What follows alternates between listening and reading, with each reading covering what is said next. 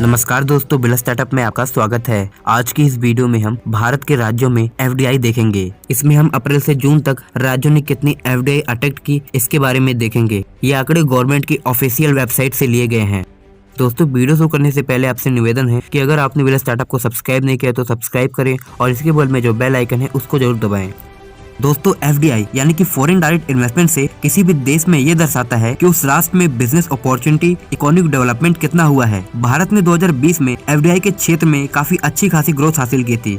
हालांकि भारत की economy struggle जरूर कर रही है। अमूमन ये देखा जाता है कि जिस देश की इकोनॉमी स्ट्रगल करती है या डेप्थ में होती है, वहाँ एफडीआई अट्रैक्शन बहुत ही ज्यादा कम होता है। एफडीआई अट्रैक्शन की बजाय वहाँ कंपनियां जो पहले से ही अपना प्लान सेटअप कर चुकी हैं, वो भी एग्जिट करती हैं। भारत में इकोनॉमी नेगेटिव गई है, लेकिन भारत में एफडीआई की ग्रोथ तेज है और इसकी रफ्तार बढ़ रही है। बहुत सी कंपनियां भारत में इन्वेस्टमेंट करने के लिए उत्सुक हैं। यूएस, जापान और बहुत सारे देशों के फार्म्स हैं। इसका एक बड़ा कारण एक्ट ऑफ गॉड है। ये टर्म यूज होती है तब जब एक ऐसी कंडीशन आ जाती है जिसके बारे में एक्सपेक्ट नहीं किया जाता।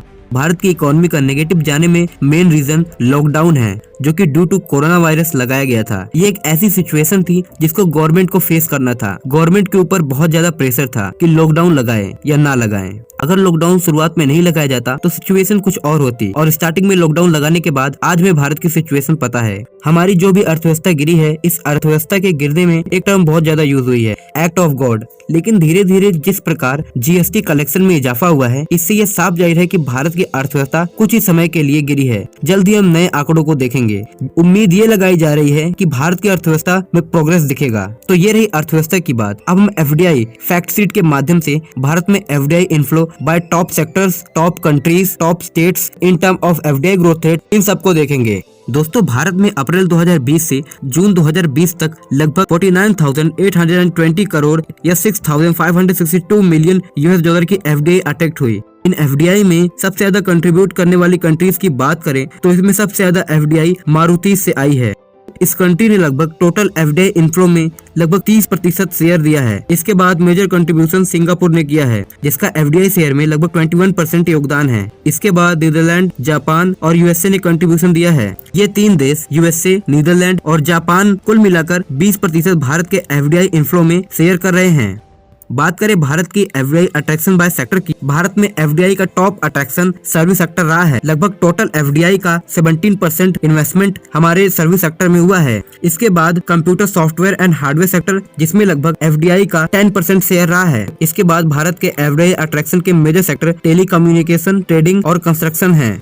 चलिए बात करते हैं टॉप 10 एफडीआई अटेक्ट करने वाले राज्यों की, जिसने अप्रैल 2020 से जून 2020 में सबसे ज्यादा एफडीआई अटेक्ट की। शुरुआत करते हैं मेजर कंट्रीब्यूशन करने वाले स्टेट्स की। इसमें टॉप 5 एफडीआई अटेक्ट करने वाले स्टेट्स हैं।